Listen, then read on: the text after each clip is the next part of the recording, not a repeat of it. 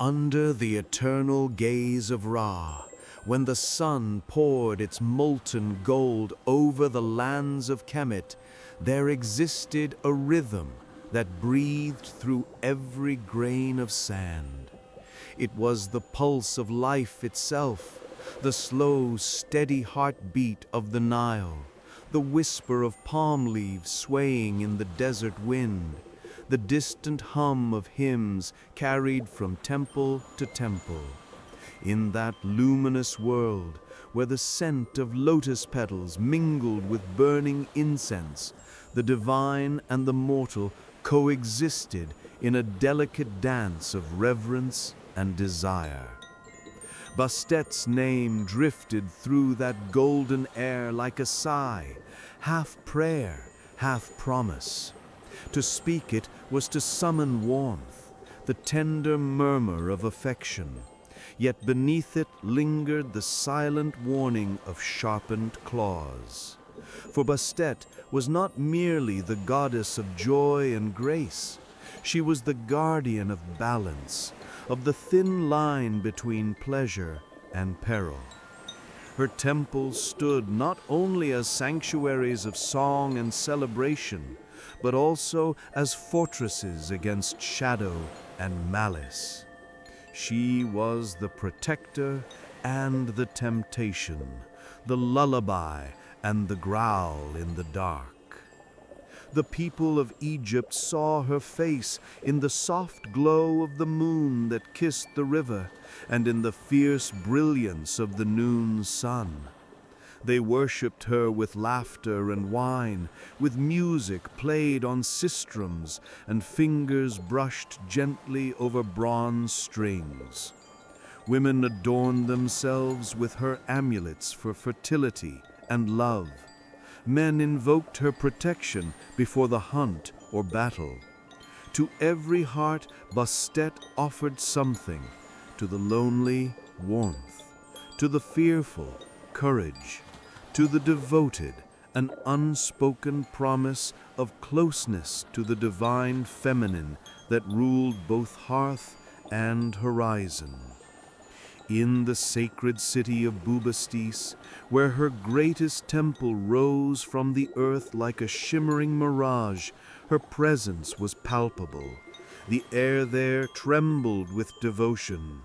Fragrant oils flowed over polished skin, voices lifted in slow spiraling chants, and cats, her sacred companions, moved with languid grace through corridors scented with myrrh and honey. Their golden eyes glimmered like living jewels, mirroring the essence of their mistress, beauty wrapped around danger. And then there she was, Bastet, the goddess of the gentle and the wild. Her form shimmered between worlds, at times a woman of exquisite softness, her limbs draped in silk that clung to her curves like water to a vessel. At others, the head of a lioness crowned her, a symbol of unyielding power, of instincts untamed. Her eyes, vast and liquid, held the serenity of the Nile at dusk, yet within them burned the same fire that blazed across the desert. She was harmony embodied, yet her every breath hinted at disruption. When she walked, the earth seemed to bend beneath her, not from force, but from reverence. The anklets that encircled her feet chimed softly, the music of divinity, delicate and dangerous. Each movement was an offering to the senses, the sway of hips beneath fine linen, the subtle gleam of gold against sun-browned skin, the brush of her fingers leaving warmth long after they had passed. The scent that followed her was intoxicating, a blend of lotus and amber, like the memory of a forbidden dream. But there was more to Bastet than beauty. Within her chest beat a heart forged of contradiction. She was the goddess who smiled as she nursed children and lovers alike, yet whose fury could ignite the skies when her realm was threatened. Her tenderness was bound to her power. One could not exist without the other. To love her was to understand the fragile perfection of a flame. It offered light, but could consume without mercy. Even the gods felt the weight of her presence. Ra himself once called upon her to defend his light when the serpent of chaos rose from the abyss. In that moment, Bastet shed her gentle form and became Sekhmet, the lioness of wrath, the storm of divine retribution. Yet when the battle ended, she returned to her softer aspect, washing the blood from her hands with tears of remorse. In those tears bloomed the sacred lotus, proof that even divine fury could give birth to beauty. It was this balance between softness and steel, affection and ferocity that made her worship so intoxicating. To the people, she was not distant or untouchable. She was near, tangible, felt in the warmth of the hearth, in the laughter of children, in the brush of a lover's hand. And yet to draw too close to her essence was to risk being undone by its intensity. The mortals who loved her learned to whisper her praises carefully, as if afraid to wake something sleeping within her, or within themselves. As the sun began its descent each evening, the city of Bubastis transformed into a celebration of her light. Torches flared, the Nile mirrored the fire of dusk, and dancers moved through the temple courtyards, their bodies swaying in rhythmic devotion. The air thickened with incense, with longing, with the heat of countless hearts surrendering to her unseen touch. The drums spoke her name in beats that matched the pulse of the universe, slow, deep, hypnotic. And somewhere in the shadows between torchlight, a pair of golden eyes watched, amused, approving. Bastet loved to walk among her people unseen, disguised in the simplicity of mortal form. She would slip through the markets, her laughter mingling with the voices of traders and children. She would listen to the songs sung in her honor, songs of beauty, of desire, of protection, and feel within her an echo of something ancient and familiar, the ache of creation itself. There was pleasure in their devotion, but also a loneliness only the eternal could know. For who could truly touch the heart of a goddess who embodied both the caress and the claw? That quiet yearning lingered within her like an unspoken secret. Beneath her divine composure, Bastet sometimes gazed upon the world with a longing not for worship, but for understanding, for someone to see her not as a symbol, but as a being of emotion and breath. She watched the lovers by the river, the mothers holding their infants, the way mortals clung to one another against the impermanence of life. And though she could protect them, she could not join them. To be adored was not to be known. Yet in those moments when the moon rose silver over the Nile, and the temple bells chimed softly in the wind, Bastet would close her eyes and let herself imagine what it might be to feel the warmth of another's touch, not as goddess, but as woman, a whisper of silk against her skin, a breath shared in the hush before dawn. It was a fantasy that she allowed herself only in secret, for even the divine feared desire's fire. And still that fire lived in her. It was the same fire that gave life to the world, passion, creation, and the fierce instinct to protect what one loves. It flickered behind her serene smile, in the tilt of her head, in the curl of her lips when she watched mortals dance in her honor. Every movement, every gaze, carried within it a promise and a warning. Pleasure and danger are never far apart.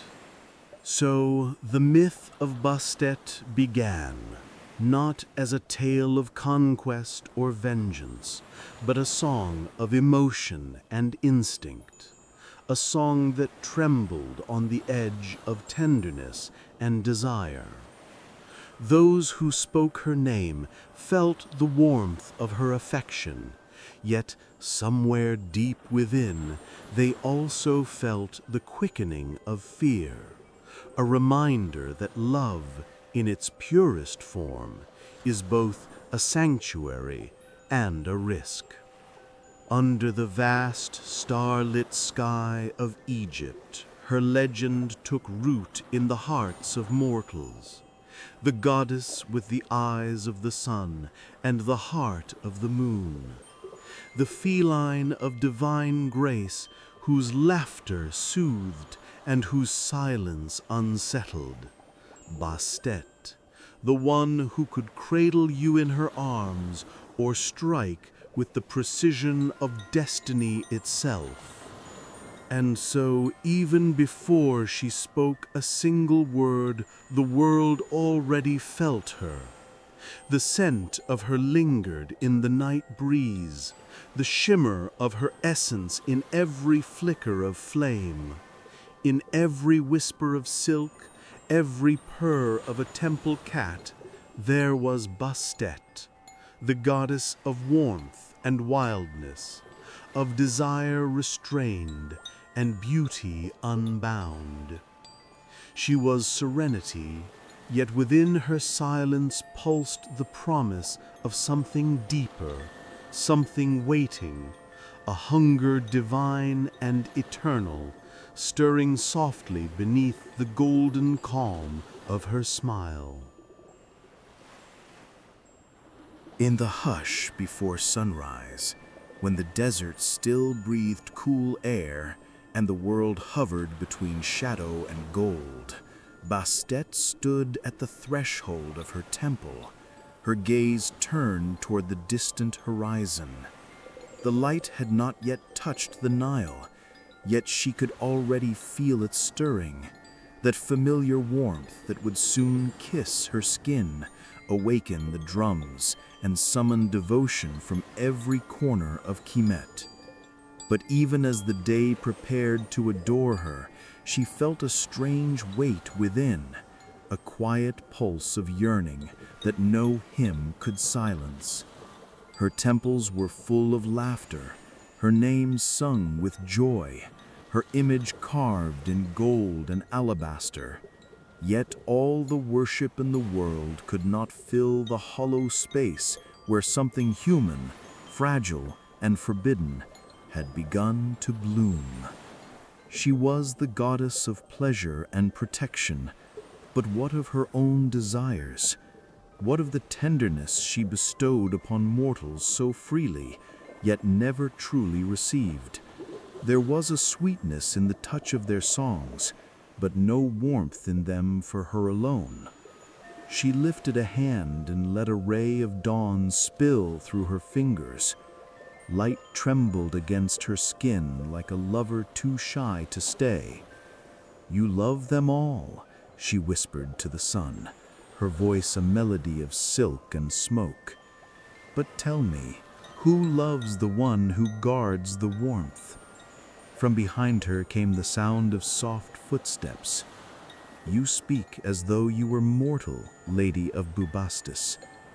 The voice was deep, steady, touched with reverence, and something else, something gentler. Bastet turned to find him there, Anan, her high priest. Anan was no ordinary man. His devotion was a thing of precision, carved in quiet gestures rather than words. The years had shaped him into a man of graceful restraint, his movements deliberate, his voice low, a tone that never dared to rise above hers. Yet his eyes often betrayed him. They held a light that flickered when she passed too close, a light that burned like incense and danger. She had noticed it before, that tremor in him, a mortal's forbidden affection wrapped in the cloth of reverence. But Bastet had always let it pass, as one allows the river to flow without trying to grasp the water. This morning, however, the current felt different. The world seemed to hold its breath between them. He approached slowly, carrying a vessel of perfumed oil. "For your morning anointing," he said, though his voice trembled just slightly. The faint scent of lotus and sandalwood filled the air as he uncorked it. "Shall I, my lady?" Her lips curved. "You may," she murmured, though she did not look at him. When his fingers touched her shoulder, the oil warm between them, the world grew very still. His touch was reverent, too reverent, yet beneath the devotion lay a tremor of unspoken longing. He moved with ritual precision, tracing the oil along the line of her neck, down to the hollow where pulse met skin. Bastet felt it, not merely the caress, but the ache beneath it. It was not worship he gave her in that moment, it was hunger, disguised as prayer. She could have turned, could have stopped him with a glance. Yet she let him continue, curious to see how far a mortal's restraint could hold. Her eyes half closed, the golden light deepening along her lashes. The faint sound of his breath faltered when her silk robe slipped slightly, revealing the curve of her shoulder. "You hesitate," she whispered, not moving. "I fear to offend the divine," he murmured, his voice unsteady. "And if the divine wished to be touched?" she asked, her tone barely audible, like wind through reeds. His hands stilled.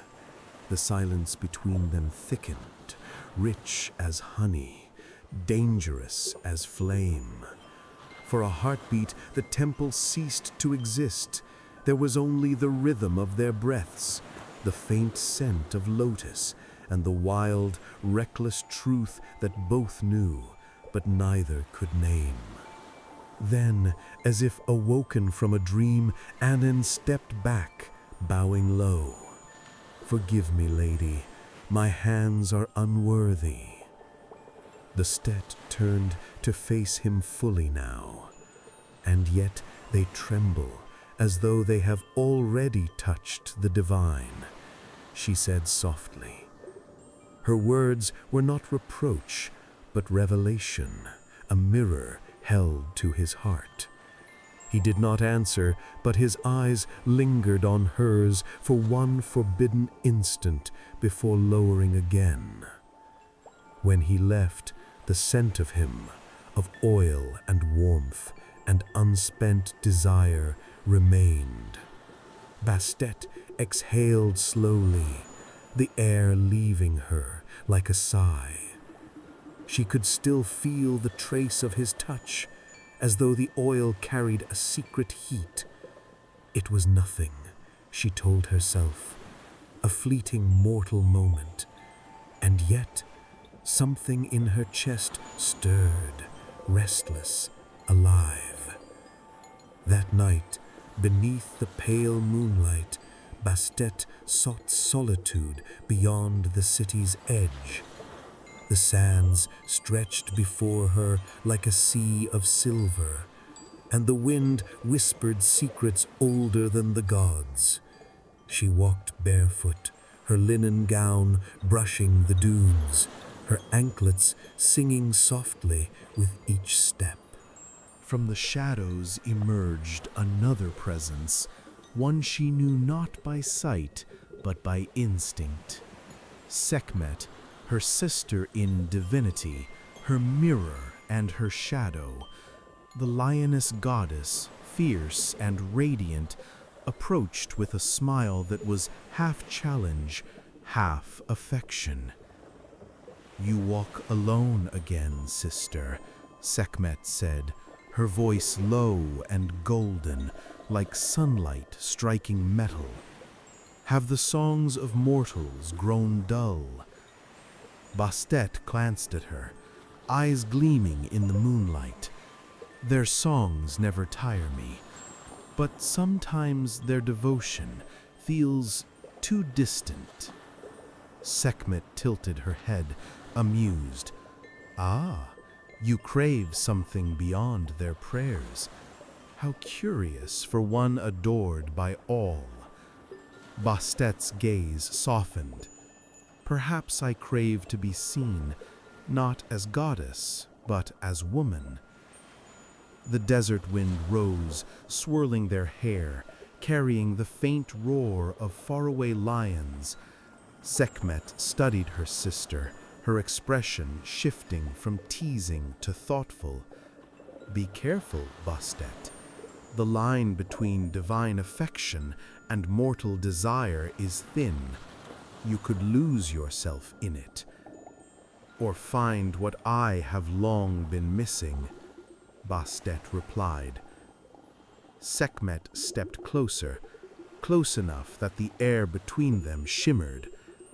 "And who would dare be the one to meet your gaze without fear?"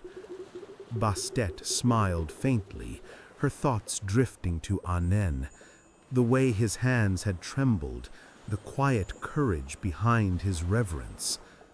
"Perhaps one who already has." Sekhmet's laughter rippled through the night like thunder softened by distance. When the lioness goddess vanished into the dunes, Bastet remained beneath the moon, her eyes tracing the constellations that shimmered like jewels scattered by careless hands. She thought of the mortal priest, his devotion, his restraint, his humanity. How fragile it all was, and yet how fiercely it burned. She envied that fragility. Mortals could love without calculation, could desire without eternity weighing upon them. Their hearts could break and mend, while hers remained bound by the perfection of divinity. She envied their imperfection, that beautiful, fleeting chaos of being alive. As the night deepened, Bastet knelt and pressed her palm to the cool sand. "What are we, if not the reflection of their longing?" she whispered. The dunes did not answer, but the wind brushed her skin like a lover's hand, carrying the faint echo of Anen's trembling breath.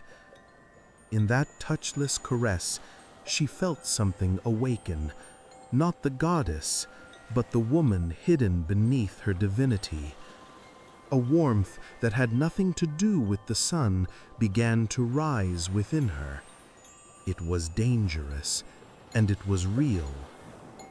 By the time dawn returned, Bastet's eyes held a new light, softer, deeper, alive with a secret she could not yet name. The goddess who ruled through balance now found herself standing at the edge of imbalance, drawn toward something forbidden, human, and utterly irresistible.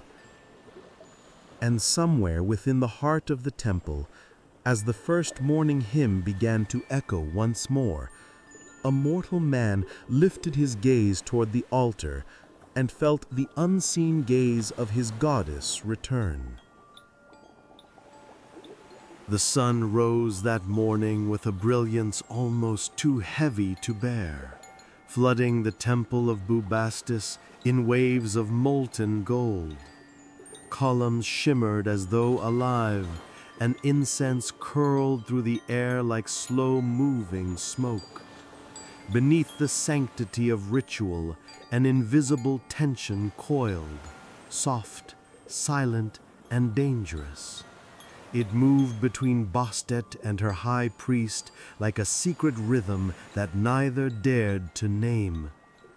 Anen stood before the altar, hands trembling as he poured oil into the ceremonial basin. Every gesture was measured, yet beneath that control pulsed something wild. Bastet watched from the shadows, her robe swaying softly with each breath. She had tried to bury the longing that had begun to bloom within her, to smother it beneath the weight of divinity and duty, but it grew instead, twisting into something undeniable. When his eyes rose to the statue of her likeness, carved in obsidian and gold, Bastet felt a pull within her chest. He worshipped her reflection, not her, the living essence beneath the calm, the heart that ached behind eternal grace. She longed to step forward, to feel his hands not in reverence but in recognition. That night, she summoned him. The temple was silent, its vast corridors lit only by flickering torches. The air was thick with the scent of lotus and oil. Anen entered quietly, carrying a vessel of sacred water. His expression was composed, yet his heartbeat betrayed him. She could hear it as clearly as her own. "Come," she said, her voice smooth as flowing honey. "You will cleanse me tonight." He knelt before her, dipping his fingers into the water and letting the droplets trail down her arms. The contact was gentle, reverent, yet the space between his touches burned. Each drop slid like molten light along her skin, leaving a tremor where it passed. "You tremble," she whispered. "Always," he replied, his voice low, "when I stand before you." "And if you were not before me?" she asked. He hesitated. "Then I would be lost, my lady, for my world begins where yours does." His words broke something within her. Bastet reached out, her fingertips brushing the line of his jaw, a touch light as air yet heavy with meaning. "Anen," she breathed, speaking his name for the first time. The sound trembled through the air like a forbidden prayer. He looked up. In his eyes was no longer only devotion but desire, raw, trembling, sacred. "You should not speak my name," he murmured. "Then perhaps," she said softly, "you should not make me wish to." Their breaths mingled. The air thickened with heat, with the faint hum of the divine holding its breath. His hands hovered just shy of her skin. The world fell silent, no sound but the rhythm of two hearts beating out of time. And then the torches flared. A roar echoed through the stone halls, deep, resonant, unmistakable. Bastet turned. In the reflection of the water, she saw Sekhmet, her sister in flame and fury, standing at the threshold. "Sister," Sekhmet's voice rumbled, low and dangerous. "Do you forget what you are?" Anen dropped to his knees, trembling. Bastet rose. her expression unreadable, though her pulse still raced with forbidden warmth. She said quietly, "Leave us." He obeyed, vanishing into the shadows.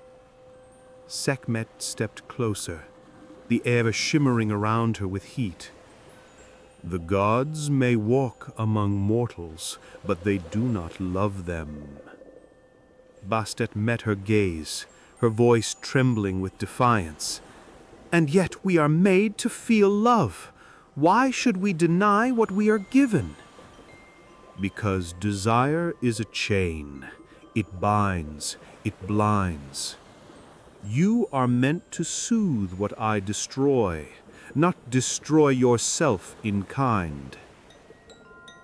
Bastet turned away, her voice soft but steady. "Perhaps gentleness destroys more quietly, sister. Perhaps love is its own form of fire." Sekhmet's eyes softened.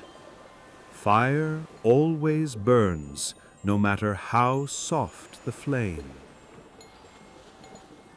Then she was gone, a shimmer of heat fading into the dark.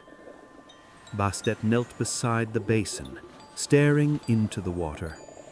Her reflection wavered, divine yet fragile. The petals floated in circles, disturbed by her shaking hands. The goddess pressed her palm to the water, feeling it ripple, feeling herself tremble with it. The memory of his touch haunted her, the warmth of his skin, the scent of oil, the way her name had seemed to echo in the silence between heartbeats. She pressed a hand to her chest, but her heart refused to quiet. Its rhythm had changed. In the days that followed, the temple seemed to pulse with a tension that only she could sense. The cats grew restless, the sacred fires flickered, as though her inner imbalance disturbed even the elements. Bastet walked through her own sanctuary like a woman divided, her smile gentle, her eyes burning. And then kept his distance, his devotion sharpened into discipline. Yet when their paths crossed, a single glance from him was enough to make the world narrow to nothing but that silent longing. He said nothing, but silence itself became a language between them. Every withheld breath, every fleeting glance, every trembling restraint, a confession. At night, Bastet wandered the temple corridors in her mortal form. She told herself it was to watch over her people, but her steps always led to his chamber. She would pause at the curtain, her hand hovering over the fabric. From within, she could hear his slow, steady breathing. She would imagine reaching through, brushing her fingers against his face, feeling him stir beneath her touch, and every time she would stop. Still, the longing grew. It filled her dreams like floodwater. His hands tangled in her hair, his lips whispering her name, not as worship, but need. In those dreams, she was not goddess nor protector. She was only Bastet, trembling and alive, learning the weight of her own heart. Dawn always tore her from that illusion, leaving her hollow and shimmering with guilt. Yet each morning the fire still lived in her veins. It was no longer desire alone, it was defiance. When the festival of Bubastis arrived, the city erupted in joy. The river gleamed with floating lamps. Music throbbed in the air. The people danced, sang, poured their hearts to the goddess who gave them warmth and pleasure. Bastet appeared before them radiant, her skin dusted with gold, her eyes gleaming with something the mortals mistook for serenity. The drums thundered, and she began to dance. Her movements were fluid, hypnotic, silk swirling through light, grace carved into motion. Each gesture was devotion, each turn a confession. To the crowd, it was divine ecstasy. To Bastet, it was torment. Every beat of the drum echoed the ache of her heart. Every motion was a question she could not silence. Among the worshippers stood Anen. He did not look at her at first, but when their eyes finally met, the air between them seemed to ignite. In that gaze lived everything they had both tried to bury, the hunger, the reverence, the unspoken truth. The music built, wild and ecstatic.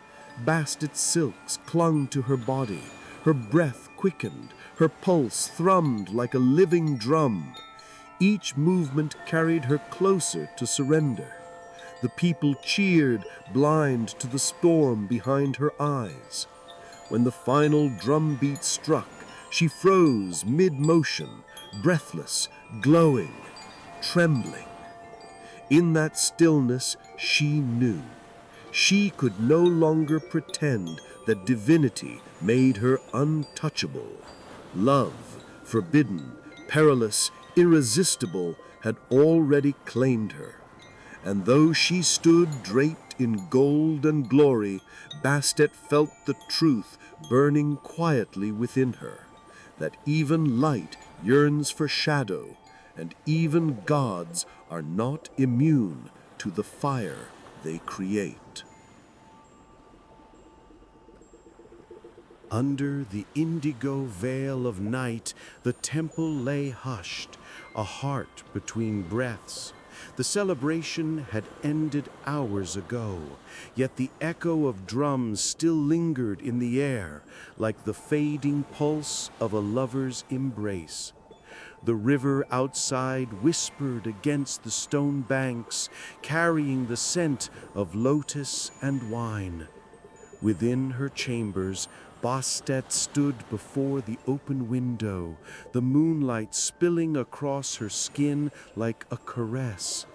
She had tried to silence it, the ache that lived beneath her ribs, the longing that coiled through her veins.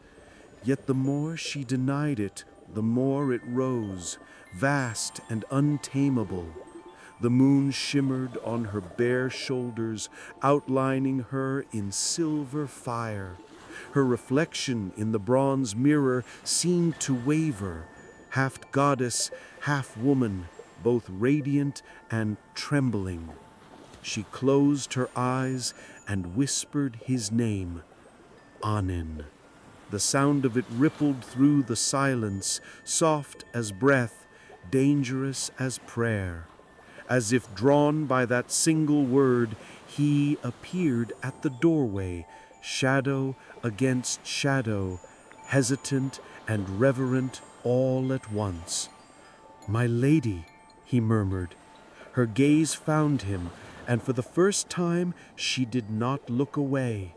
The golden jewelry at her wrists chimed softly as she moved toward him, each step deliberate, like the pacing of a lioness before a hunt. "Why do you still call me that?" she asked, her voice a whisper edged with heat. "Am I not already yours in thought, if not in name?" He faltered. "Because you are divine, Bastet. To love you is blasphemy."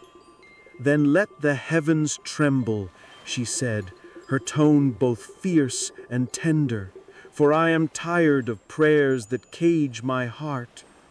Her hand rose, brushing the side of his face. The touch was feather light, yet it sent shivers through them both. He caught her wrist, not to resist, but to steady himself. His breath trembled against her skin. "Do you command this?" he whispered. "No," she breathed. "I choose it." The distance between them vanished. His lips met hers, cautious at first, as if fearing divine retribution, then deeper, desperate, consuming. The taste of him was mortal and wild, the taste of her eternal. The room filled with the quiet sound of silk and breath, of restraint breaking. Outside, the cats began to cry, low rhythmic sounds echoing through the courtyards, their voices merging with the sigh of wind. The torches flickered violently, casting shadows that danced like flames upon the walls. When they parted, Bastet's eyes glowed with something not wholly human. Gold and fire swirled within them, the storm of her nature awakening.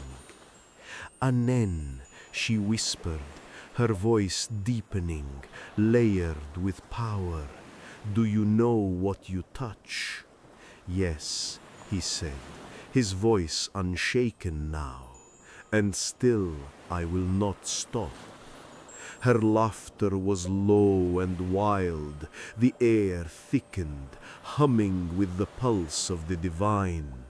The gold on her skin shimmered like sunlight caught in motion. The scent of myrrh and musk filled the air as her form began to shift, subtle, graceful, unstoppable. Her pupils narrowed, her movements became fluid, primal. The goddess within her unfurled like flame through silk. The mortal veil of restraint dissolved. Anen stepped back, awestruck. Before him stood not just a woman, not just a goddess, but the living embodiment of desire and power. Her hair spilled like dark river water, her gaze burning with the heat of 10 suns. The echo of a lioness's roar. When they parted, Bastet's eyes glowed with something not wholly human. Gold and fire swirled within them, the storm of her nature awakening. "Anen," she whispered, her voice deepening, layered with power. "Do you know what you touch?" "Yes," he said, his voice unshaken now. "And still I will not stop." Her laughter was low and wild. The air thickened, humming with the pulse of the divine. The gold on her skin shimmered like sunlight caught in motion. The scent of myrrh and musk filled the air as her form began to shift, subtle, graceful, unstoppable. Her pupils narrowed, her movements became fluid, primal. The goddess within her unfurled like flame through silk. The mortal veil of restraint dissolved. Anan stepped back, awestruck. Before him stood not just a woman, not just a goddess, but the living embodiment of desire and power. Her hair spilled like dark river water, her gaze burning with the heat of 10 suns. The echo of a lioness's roar rippled through the air, soft but unmistakable. She reached for him again, and this time, when her hand met his chest, he felt both the gentleness of a lover and the weight of creation itself. Her touch seared him with ecstasy and terror, as if love had become holy fire. The moonlight deepened, silver turning to white flame. Shadows curled and trembled across the walls. The river outside rose in sudden waves, stirred by unseen power. The wind carried the whisper of her name across Bubastis, half prayer, half warning. "Do you fear me now?" she asked, voice trembling with divine resonance. "No," he said, eyes shining. "I have only ever feared, not feeling you." And in that confession, something within her broke open. The boundary between goddess and mortal dissolved like sand beneath the tide. She kissed him again, fiercely, wholly, and the world seemed to burn around them. Every sensation sharpened, the taste of air, the press of skin, the rush of heartbeat against heartbeat. The line between reverence and ruin blurred until it no longer mattered. Bastet's power spilled freely now, filling the room with golden light. Every spark of desire became a note in the song of creation. Heat, pulse, breath, worship. Her hair lifted in the current of unseen wind. Her body glowed as if the sun itself lived within her. He whispered her name again and again, each time more faint, as though overwhelmed by the enormity of her being. She cradled his face, her thumbs brushing tears from his cheeks. "Do not weep," she said softly. "You have not sinned. You have seen me as I am, not a goddess, not a dream, but the endless hunger of life itself." A sudden roar split the air. Sekhmet's voice thundered from the horizon, a sound that shook the walls. Fire bloomed outside, staining the night red. Bastet turned toward the window, her breath sharp. She felt her sister's fury like a storm pressing against her heart. The heavens themselves seemed to tremble.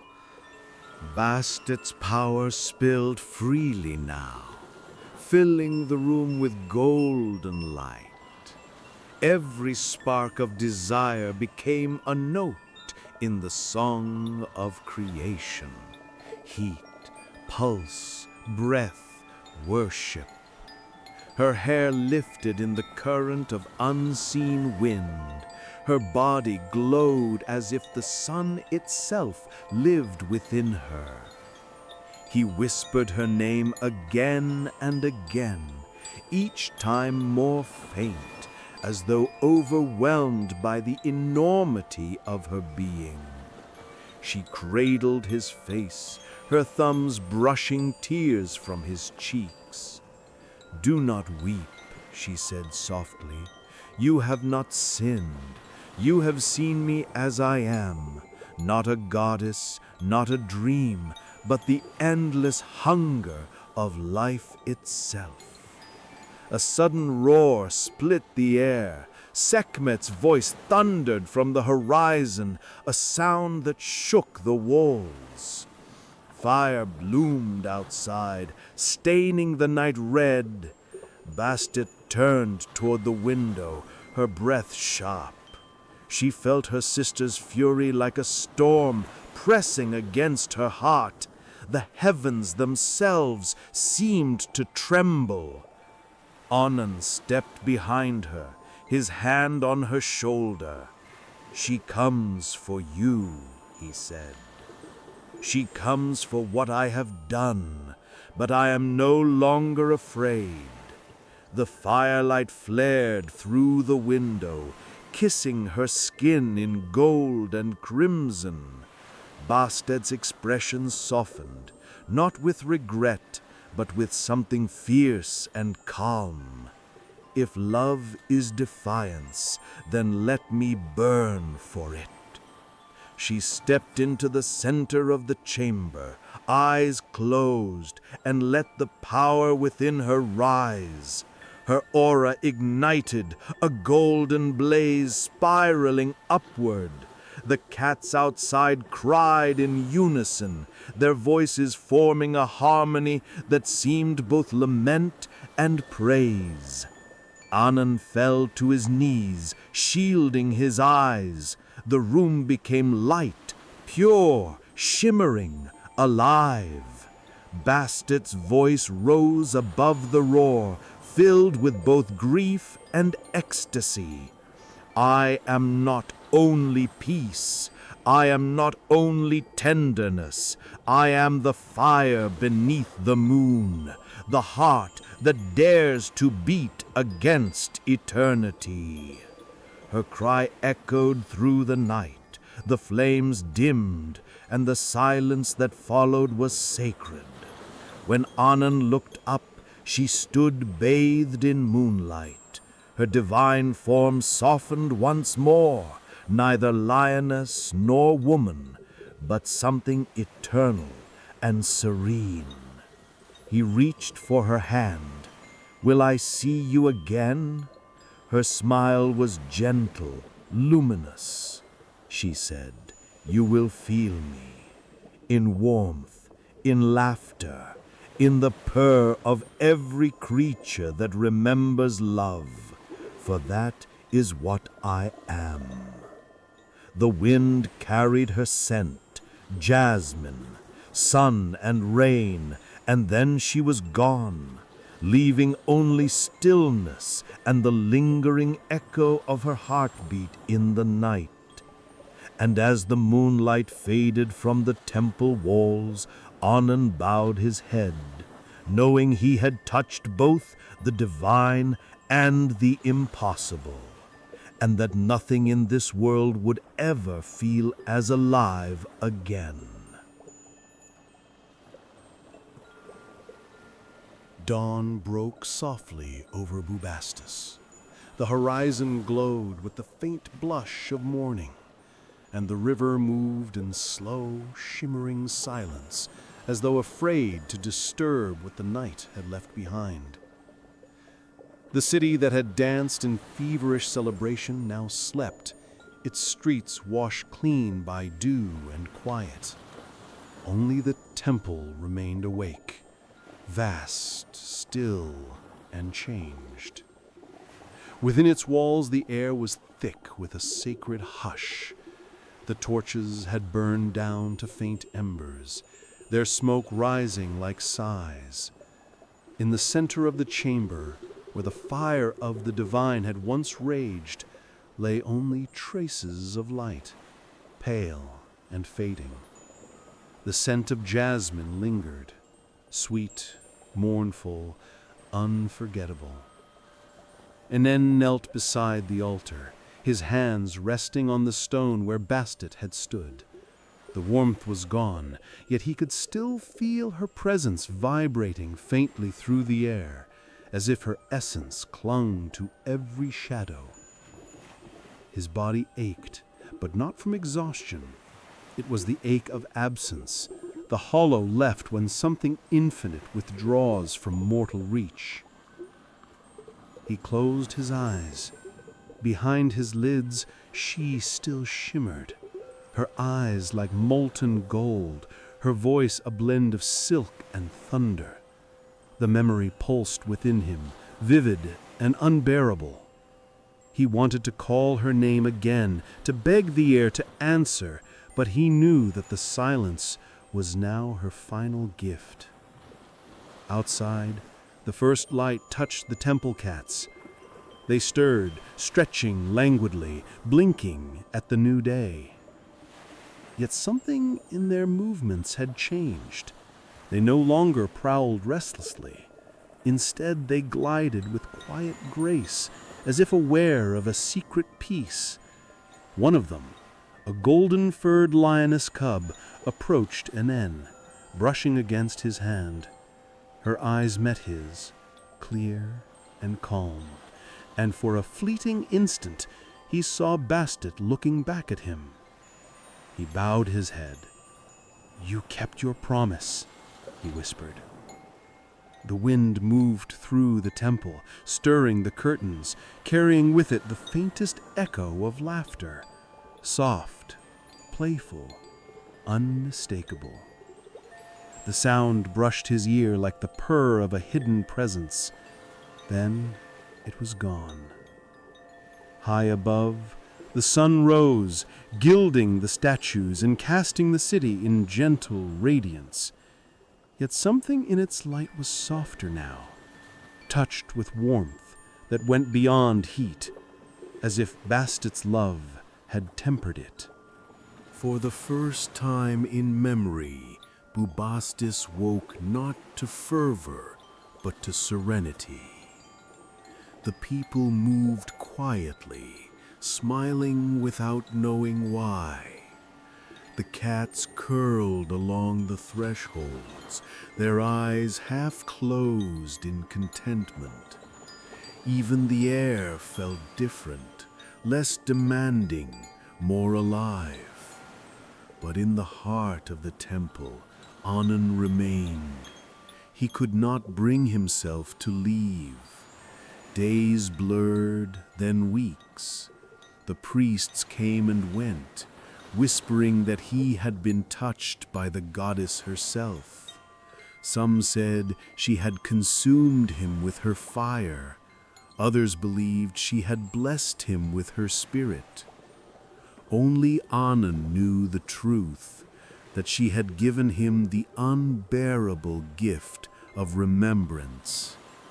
He tended her altar every day, cleaning it with his own hands, whispering prayers not from duty but devotion.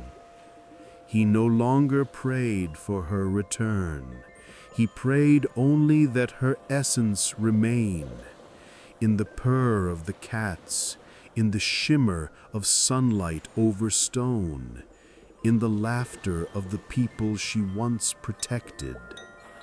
At night, when the moon hung full above the temple, he would feel her again.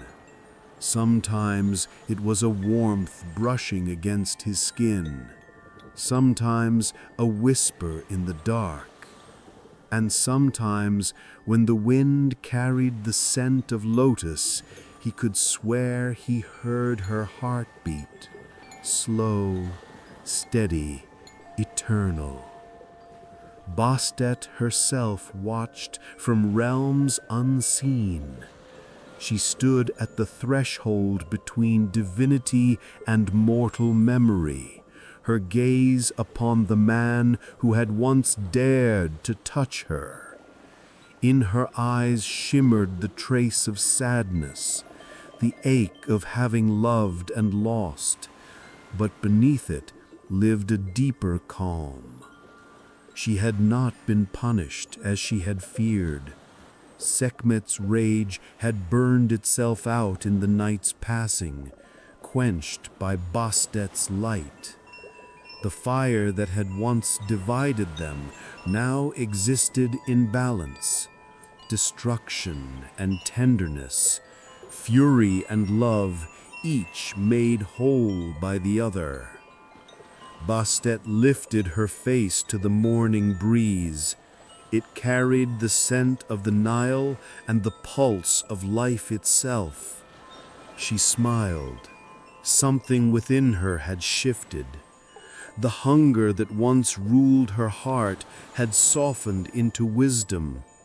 She understood now that love was not a thing to be possessed or forbidden, but to be felt, fully, fearlessly, without the need to hold. She extended her hand, and a lioness appeared beside her, eyes gleaming like molten bronze. The creature pressed its head against her palm, and Bastet felt the familiar vibration of purring, that blend of power and peace that defined her.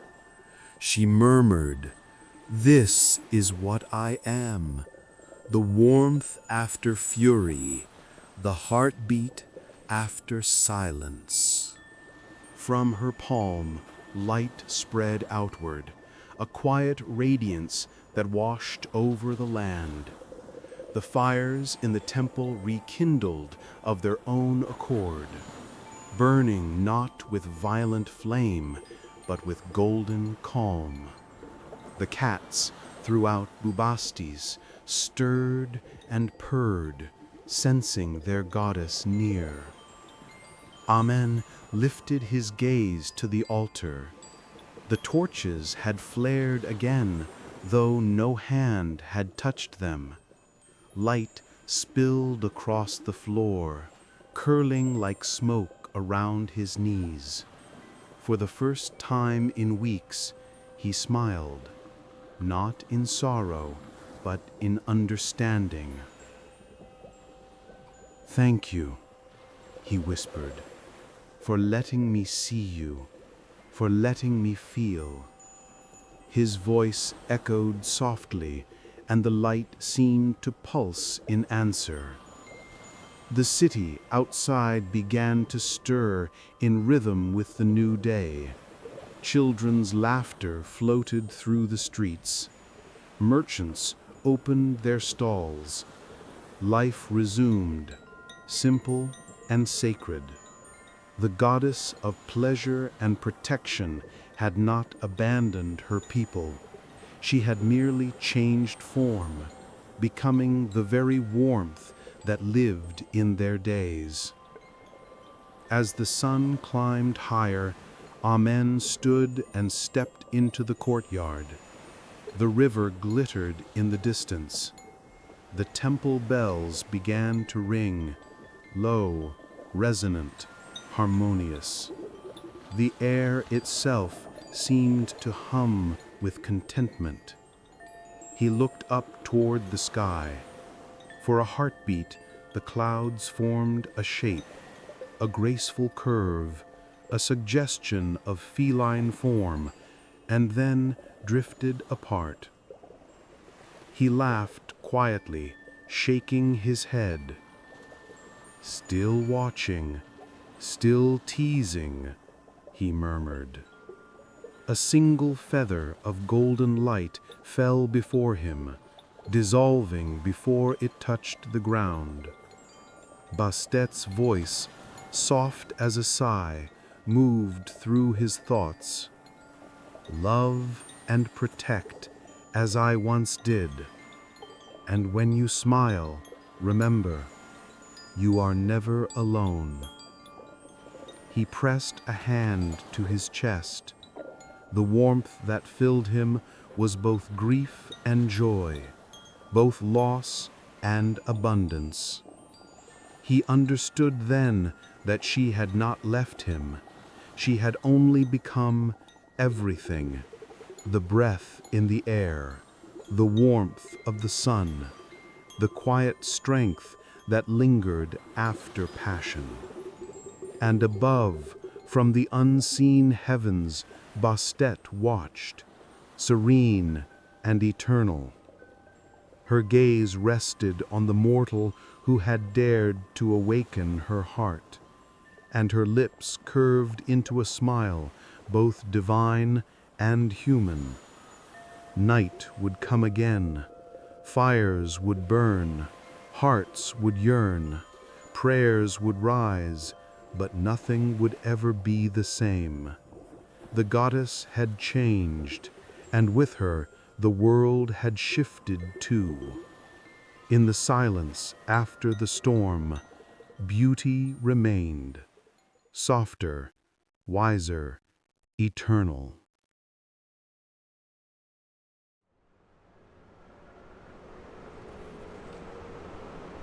The night returned softly to Bubastis, wrapping the city in velvet shadows. The river murmured against its banks, and the wind carried whispers through the palms, echoes of music long faded, of laughter now memory. Yet in that silence, something deeper remained, something warm and alive beneath the stillness. In the temple, the last candles flickered, their flames bending like dancers too tired to continue. The scent of lotus and myrrh drifted lazily through the air, a fragrance that lingered even when the fire was gone. It was the scent of her, the memory of Bastet, woven into every grain of stone. There were no hymns tonight, no celebrations, no mortal eyes to seek her blessing. Yet she was there, unseen, unbound, as close as breath and as distant as the stars. Her essence moved through the quiet halls, light as the brush of fur against skin, warm as the pulse that lives beneath stillness. Bastet had changed. The goddess of pleasure and protection, once torn between restraint and desire, now carried both within her like two halves of a heartbeat. She had known the sweetness of touch, the ache of loss, the fury of forbidden love.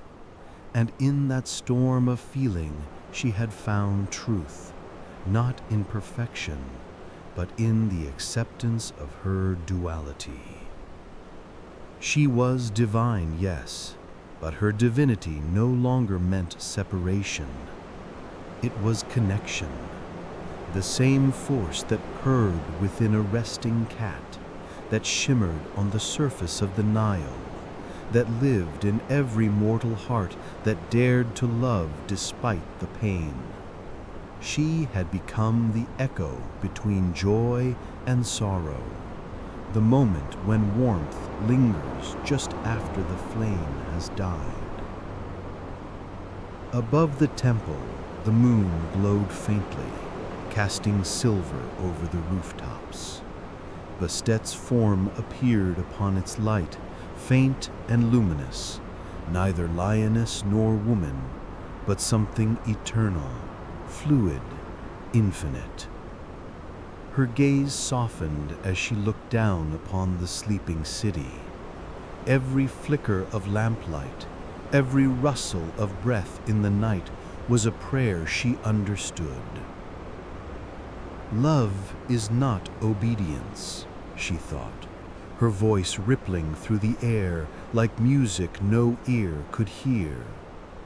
Love is surrender, not to another, but to truth, to the beauty of what is fragile, to the ache of what must pass. The thought shimmered outward, touching the hearts of her people without words. In their dreams they saw her, a figure of gold and shadow, her eyes like the horizon at dawn, her smile carrying both comfort and melancholy. When they woke, they would not remember her image, but they would remember how they felt. Safe, seen, warm. Anen, too, dreamed. He stood once more in the chamber where they had met, though it was now filled with light. Bastet approached him as she had before, silent, radiant, yet this time there was no longing, no boundary. When she reached for him, her touch was not of skin but of essence. "Do you still fear me?" she asked. He smiled. "No. You taught me that to fear love is to fear life." Her laughter was soft and low, echoing through his chest like a heartbeat. "Then you understand," she said. "I am not a goddess of distance. I am the warmth that follows the storm, the peace that hums beneath the skin." The dream faded, leaving only that hum, steady, endless, the sound of a lioness purring in the dark. In the waking world, Anen stirred. The dawn had not yet come, but the temple glowed faintly with an unseen light. The cats around him stretched and curled, their eyes reflecting quiet fire. He felt her presence like sunlight behind his ribs, tender, eternal. He rose and stepped outside. The night sky arched vast and luminous above him, and for a moment the stars seemed to flicker in rhythm with his pulse. Somewhere in the distance, a lioness roared, not in rage, but in song. The sound rolled through the fields, softening as it reached the city, until it was no more than a whisper. That whisper became a purr, deep and steady, vibrating through the air, through stone, through every living thing. It was her voice, her final hymn to the world she had loved too deeply to abandon. And within that sound lived everything she had become: the protector, the lover, the eternal flame, and the gentle hand that soothes it, the warmth that rises after tears, the heartbeat that continues after desire has burned to ash. Bastet was no longer bound to the temple or to her statues. She had become the essence within all things that reach for softness in the wake of storm. The sigh of a mother cradling her child, the brush of fur against skin, the slow exhale of peace after love's fire. She had become what she was always meant to be, not perfection, but presence. The gods, it is said, envy mortals for their fleetingness, for the way they burn so brightly before they fade. Bastet now understood that envy. She had lived within the briefness of love and had found eternity inside its fragility. And yet, as eternal as she had become, a part of her still longed, not for the mortal touch, but for the sensation itself, the reminder that divinity is not absence of feeling, but the infinite capacity to feel, to ache, to yearn, to cherish. That was her gift, her burden, her joy. The first light of dawn kissed the horizon, stretching thin ribbons of gold across the river. Fishermen stirred in their boats. Children nestled closer to their mothers. The cats, ever her sacred companions, prowled gracefully through the quiet streets, their eyes catching the last breath of night. Each of them carried a fragment of her, a spark of curiosity, of softness wrapped in mystery. In that moment, Bastet whispered her final blessing upon the world she loved. May every heart find its rhythm between shadow and flame. May tenderness never be mistaken for weakness. May the divine within you remember to purr. The words melted into the wind, unseen yet eternal. They brushed against faces and hearts alike, leaving warmth in their wake, a feeling that would linger long after her voice was gone. As the sun climbed higher, the city awoke in quiet harmony. Life moved on. Markets would open, songs would rise, offerings would be laid once more. But something in the air had shifted, softened. Those who passed the temple gates that morning felt an unfamiliar calm, not awe, but intimacy, as if the goddess no longer looked down upon them, but lived quietly among them. And deep within the sanctum, where shadows kissed the walls and the air still carried her perfume, a single ember glowed faintly, resisting the day. It pulsed with a steady rhythm, not dying, not burning, only being. It was her heart, eternal and calm, the purr of the lioness in the dark, the promise that love, once awakened, never truly fades, the murmur of divinity that dwells in every act of tenderness. And so Bastet remained, in warmth, in silence, in every fragile heartbeat that dared to love.